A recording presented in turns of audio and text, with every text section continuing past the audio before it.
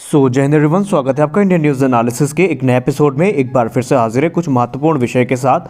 आइए चर्चा कर लेते हैं। और आज की अपडेट निश्चित तौर पर काफ़ी महत्वपूर्ण है, क्योंकि आज एक बार फिर से काफ़ी लंबे समय के बाद हम बात करने वाले हैं पाकिस्तानी एयरफोर्स के बारे में। हम जानेंगे कि आखिरकार किस प्रकार भारत के राफेल का जो भय है वो पाकिस्तान में व्याप्त है, और क्यों पाकिस्तान ने अपने टॉप फाइटर जेट्स को भारत के जो सीमा है उसके नज़दीक तैनात करना शुरू कर दिया है। आपको पता होगा कि बालाकोट एयर स्ट्राइक के बाद से जो रूल्स ऑफ इंगेजमेंट है उसमें काफ़ी चेंजेस देखने को मिले हैं। पाकिस्तान ने भले ही F-16 का कितना भी गुणगान गाया हो, JF-17 का कितना भी गुणगान गाया हो, लेकिन इस सत्य तो ये है कि पाकिस्तान का F-16 MiG-21 द्वारा मार गिराया गया था। लेकिन पाकिस्तान ने इस जो प्रोपेगेंडा था उसको फैलाने में थोड़ी सफलता पाई, और पूरी दुनिया को ये विश्वास लगभग दिला दिया कि उन्होंने भारत के सुखोई 30 MKI को मार गिराया, भले ही सबूत के नाम पे उनके पास एक ढेला भी नहीं है। लेकिन इसके बावजूद पाकिस्तान की हालत ये है कि पाकिस्तान ने जो बॉर्डर के 10 किलोमीटर के एरिया है, या एयर स्पेस का जो 10 किलोमीटर का एरिया है जो बफर जोन के नाम से जाना जाता है, अपने पायलट्स को ये हिदायत दे दी है कि अगर वो भारतीय वायुसेना के किसी भी प्लेन को इस बफर जोन में देखें तो तुरंत अपनी टीम को स्क्रैम्बल करें और अपने फाइटर जेट को लेकर के उसे इंटरसेप्ट करने के लिए पहुंचे। हालत ये है कि पाकिस्तान ने अपने ही बनाए गए कुछ नियमों को तार तार कर दिया है, और ऐसा माना जाता है पाकिस्तान की तरफ से कि बफर जोन में अगर भारत के कोई भी जो एयरक्राफ्ट है वो दिखते हैं तो उनको टैकल किया जाए, क्योंकि भारत उन पर स्ट्राइक कर सकता है। और ये चीज़ कई बार पाकिस्तान के जो आला एयरफोर्स के अधिकारी हैं उन्होंने भी कह दिया है कि भारत को क्योंकि मेटियोर मिसाइल मिल चुकी है, स्कैल्प जैसी मिसाइल मिल चुकी है, हैमर जैसे प्रेसिजन गाइडेड बॉम्ब्स मिल चुके हैं, तो निश्चित तौर पर भारत टेस्ट करने के लिए अपने सबसे पुरानी टेस्ट रेंज यानी पाकिस्तान में जा सकता है। और यही कारण है कि पाकिस्तान ने एक सख्त हिदायत अपने हेडक्वार्टर्स को दे दी है जो सीमा के आसपास हैं। आपको पता होना चाहिए कि आमतौर पर जो दोनों देश की वायुसेनाएँ हैं ये शॉर्टीज़ को परफॉर्म करती हैं बॉर्डर के पास, लेकिन तकरीबन 10 किलोमीटर का एक ऐसा एरिया होता है जहां पर जो एयरक्राफ्ट है वो नहीं जाते आमतौर पर, क्योंकि उसे बफर जोन के नाम से जाना जाता है। और ऐसे में अगर किसी भी देश की वायुसेना का जहाज़ उस 10 किलोमीटर के एरिया में आता है तो प्रिकॉशन के तौर पर जो वायुसेना है वो अपने फाइटर जेट्स को टेक ऑफ कराती हैं और उनको टैकल करने के लिए प्लान भी बनाती हैं। लेकिन अगर हम यूजुअल प्रैक्टिस की बात करें तो जब एक या दो से ज़्यादा बोगीज़ यहाँ पे बफर लाइन पे अप्रोच करते देखते हैं तो उसके बाद 1 से 2 टीम फाइटर जेट की स्क्रैम्बल की जाती हैं। पहली टीम का काम होता है कि उस जो बोगीज़ आ रहे हैं यानी जो दुश्मन के जहाज़ आ रहे हैं उनको इंटरसेप्ट करे, और दूसरी टीम बैकअप के तौर पर काम करती है। लेकिन पाकिस्तान की घटिया टैक्टिक्स का अंदाज़ा आप इसी बात से लगा सकते हैं कि पाकिस्तान के फाइटर जेट किसी भी एनिमी के एयरक्राफ्ट पे ऐसे भागते हैं जैसे बच्चा लॉलीपॉप के लिए भागता हो, और उनकी इन्हीं घटिया टैक्टिक्स का फ़ायदा उठा करके भारत ने बालाकोट की एयर स्ट्राइक को काफ़ी सफलतापूर्वक परफॉर्म किया था। आपको पता होना चाहिए कि बालाकोट में जब एयर स्ट्राइक हो रही थी तो भारत ने एक ऐसी चाल चली थी जिसमें पाकिस्तान बुरी तरीके से फंस गया था, क्योंकि पाकिस्तान के जो फाइटर जेट्स हैं उनके पास ना तो कोई टैक्टिक होती है इंटरसेप्ट करने की, और ना ही वो किसी प्लान के तहत काम करते हैं। और इसी का उदाहरण था बालाकोट एयर स्ट्राइक।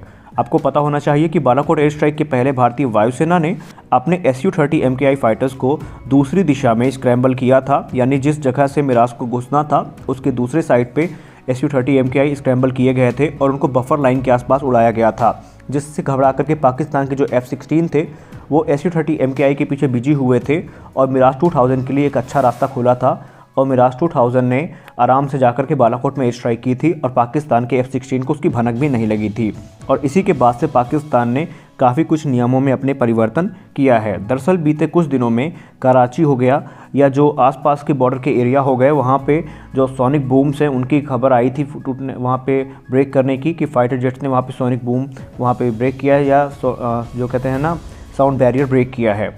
लेकिन ये उनके खुद के फाइटर जेट थे, और आलम यह है कि वहाँ पे आला अधिकारियों को इस बात की हिदायत दे दी गई है कि अगर भारतीय वायुसेना का कोई भी प्लेन भले ही प्रैक्टिस कर रहा हो उस पर नज़र रखी जाए। और आपको जान के आश्चर्य होगा कि पाकिस्तान इस समय किसी भी फाइटर जेट को जब देखता है नज़दीक बॉर्डर के तो हालत ये है कि वो अपने JF-17 को या F-16 को स्क्रैम्बल ज़रूर करते हैं। और एक रिपोर्ट में यहाँ तक दावा किया गया कि इसके लिए जो स्वीडिश एवैक्स पाकिस्तान के पास आए हैं वो सबसे ज़्यादा बिजी हैं। और इसी चीज़ का अभी उदाहरण ये है कि जब दसाल्ट राफेल भारत को मिला था तो पाकिस्तान के वायुसेना प्रमुख ने अपने एक कॉन्फ्रेंस के दौरान ये कहा था कि क्योंकि अब भारत को राफेल मिल चुका है, राफेल में मेटियोर मिसाइल मिल चुकी है, इसलिए उसका परीक्षण करने के लिए वो पाकिस्तान में एक और स्ट्राइक कर सकते हैं। और यही कारण है कि हालिया रिपोर्ट में इस बात का खुलासा किया गया कि पाकिस्तान जो फाइटर जेट्स की संख्या है बॉर्डर के पास उसको बढ़ा रहा है। लेकिन आपको पता होना चाहिए कि भारत के पास राफेल आ ही चुके हैं, Su-30 MKI भारत के पास है ही, स्वदेश निर्मित तेजस तो आ ही गया है, और जैसे ही भारत के पास S-400 एयर डिफेंस सिस्टम आ जाएंगे, पाकिस्तान का ये जो बुरा सपना है ये सच भी हो सकता है।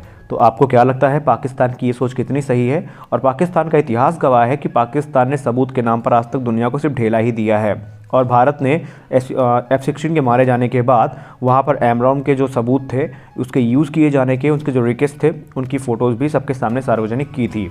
लेकिन जो कुछ भी हो, यहाँ पर एक बात तो तय है कि राफेल के आने के बाद पाकिस्तान में जो खौफ है वो काफ़ी ज़्यादा बढ़ चुका है। दोस्तों, पिछले काफ़ी दिनों से हम स्वदेशी हथियारों के बारे में ज़्यादा बात कर रहे हैं और इसी सिलसिले में अब नाम जुड़ गया है ब्रह्मोस का। हम दूसरे विषय पर जो बात करने वाले हैं वो ब्रह्मोस से संबंधित है।